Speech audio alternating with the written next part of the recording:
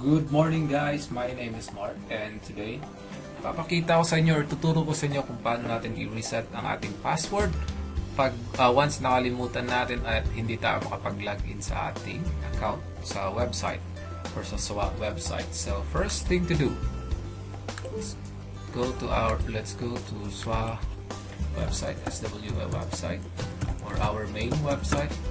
Type nilang SWAultimate.com. So kunwari mag-login ako tapos dahil sa pork hindi ko na maalala ang aking password, yun, invalid login palagi. So gagawin natin, re-reset natin ang ating password by here, through here.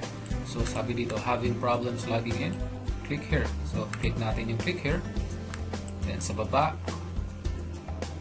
dito, click here to reset your password. Temporary password will be sent to your registered email. So click natin to, then type natin yung member, username, registered email. Ano ba yung registered email? Yan po yung email na ginamit natin nung nag-register tayo sa SWA or nung nag-sign up tayo. Okay? So dito, yung lalabas na keys dito, we need to type it in. So HZ36 and click on submit.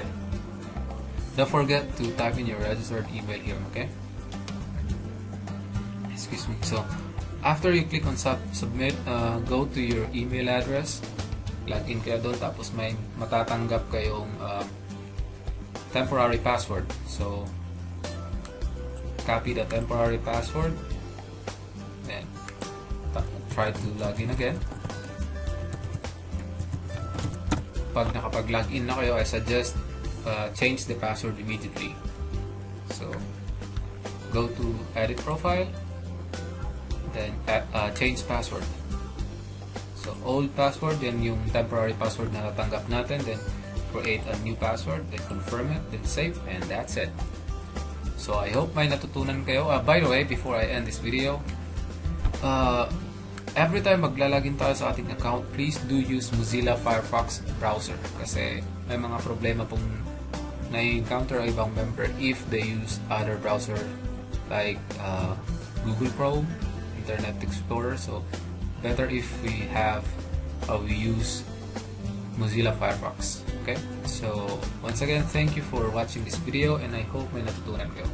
So God bless everyone.